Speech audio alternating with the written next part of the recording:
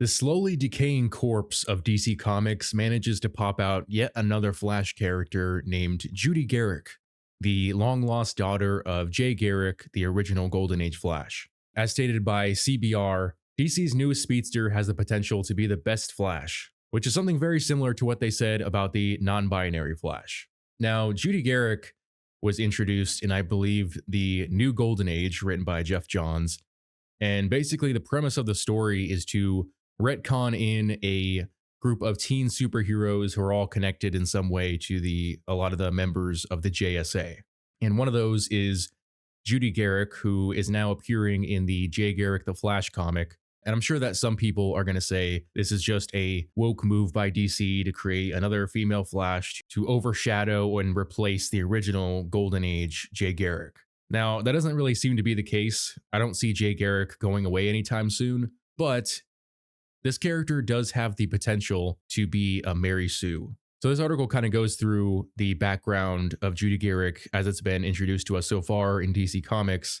Basically, she is the biological daughter of Jay and Joan Garrick, and she was lost in time. And this ends up involving the Time Masters and I think eventually the Legion of Superheroes. And this version of the Flash calls herself the Boom because unlike all the other speedsters, she has the quote unquote unique ability to create sonic booms when she runs. Now, it could be wrong, but I have the feeling that any Flash could create a sonic boom with their speed if they wanted to. So really, she's not that different. She's just another Flash that's fallen off the assembly line of DC Comics. And all this serves to do is dilute the purpose of the original Flash and dilute the mythos. For me personally, I think there should just be three Flashes. You have the Golden Age Jay Garrick, Silver Age Barry Allen, and the Modern Age Wally West. I'm talking about the original Wally West, not the Black Wally West from the New 52, who has a very similar background in terms of being another nephew of Iris West, who came from kind of a not so good home. And then he ends up moving in with his aunt and meeting Barry Allen, learning he's the Flash.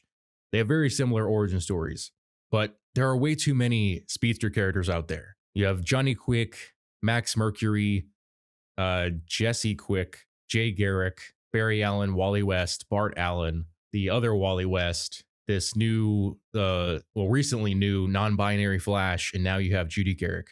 And I'm pretty sure there's others out there, and those are just the heroes. I'm not even talking about all the speedster villains that DC has recently created.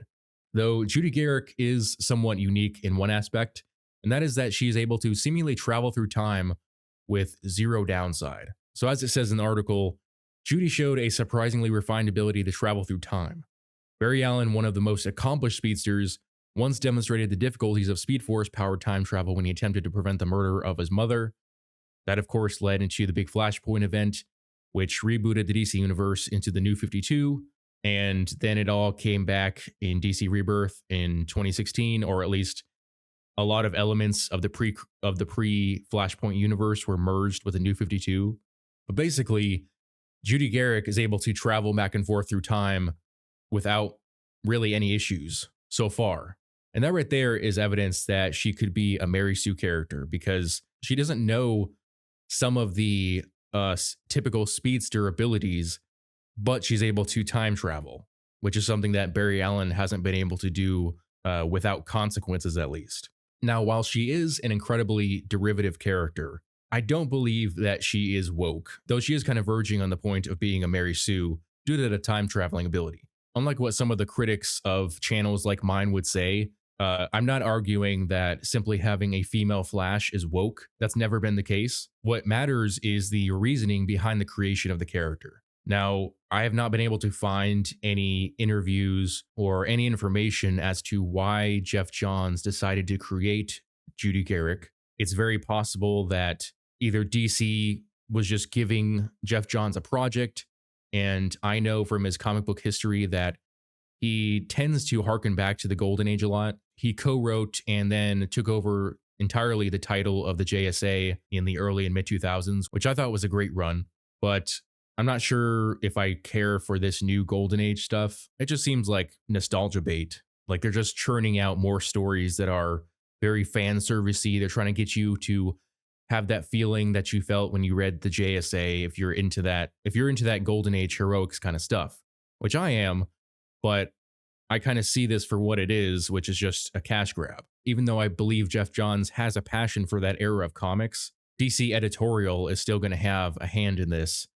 And while I don't think Judy Garrick is primarily a woke character, I think she's a pointless character because there's just too many speedsters out there. And this problem isn't exclusive to speedsters, it's not even exclusive to DC Comics. For instance, the Spider-Verse in Marvel, there's too many freaking Spider-Men out there, even in the main 616 universe.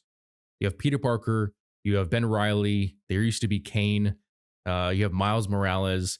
There's an entire slew of different Spider Women.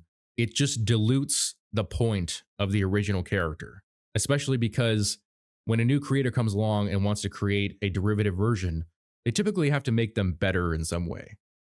For instance, Miles Morales has the typical spider powers, but he can also camouflage himself and shoot venom blasts, which Peter Parker can't do. There are typically characteristics that fans will always attribute to the originals simply because they are the originals. And it's hard not to see all the ones who come after as derivative in some way. I mean, look at the Robins. Dick, Jason, and Tim look like they are the same, like appearance wise, they look like the same character. In terms of skills, they're very similar. Tim is obviously the most intelligent one, but honestly, they're very similar characters. And of course, you have all the other Batman apprentices that aren't Robins or Batgirls. It just gets to be pointless. Like, who cares about the 9th Robin? Who cares about the 20th Ghost Rider? At what point are DC and Marvel Comics going to see that creating an endless supply of legacy characters only dilutes the stories, especially when you still have the originals around?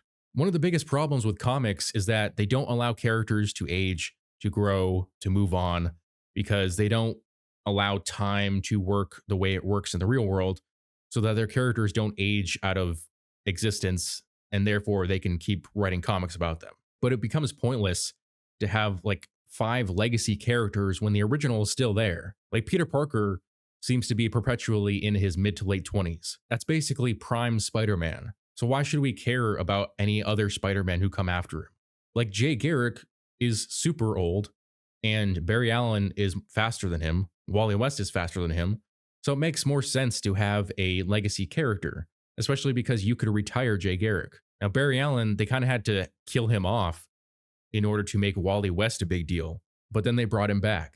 And then they introduced another Wally West. But it seems like ever since they brought the original Wally West back in Rebirth, that they just don't know what to do with the second Wally West. And I don't see how you can prevent that with every derivative character, whether it be in Marvel or DC, because people are going to see the originals still there, still alive and kicking. So why should we care about the new ones? Why spend $5, $6 on a comic about a new character when the original is right there? Not to say that the comics are necessarily better written, but these new versions can only be convoluted in the writer's attempt to somehow make them better and differentiate them from the original or the second version or the third version and so on. I think if DC was going to do a crisis event, maybe with Dark Crisis, they should have reduced the overall number of certain characters. Like, not necessarily done a full-on reboot and start from scratch again like they did with the New 52. Do more like an Infinite Crisis or a Blackest Night, where you kill off some characters and bring others back to life. And just reduce these groups of characters. Reduce the Flash family, reduce the Bat family, reduce the Superman family. Marvel doesn't do reboots, so I don't know how they would accomplish it, but I think they should do a similar thing. Like Captain America, there has been multiple Caps, but most of them are dead or they moved on to other monikers. But I think the Spider family could definitely be reduced. There are too many Ghost Riders out there. It just feels like we're getting lower quality characters over time. It's not even about being woke, it's just quality. Now, I wonder if in 20 years, if DC Comics and CBR still exist, if CBR is going to be writing an article about the 47th Flash and how they have the potential to be the best Flash yet. But you know my thoughts on this subject. Let me know yours in the comment section below. As always, if you enjoyed this video, I would appreciate it if you would hit that like and subscribe button, as well as the notification bell so you never miss out on a new video. Thanks for watching.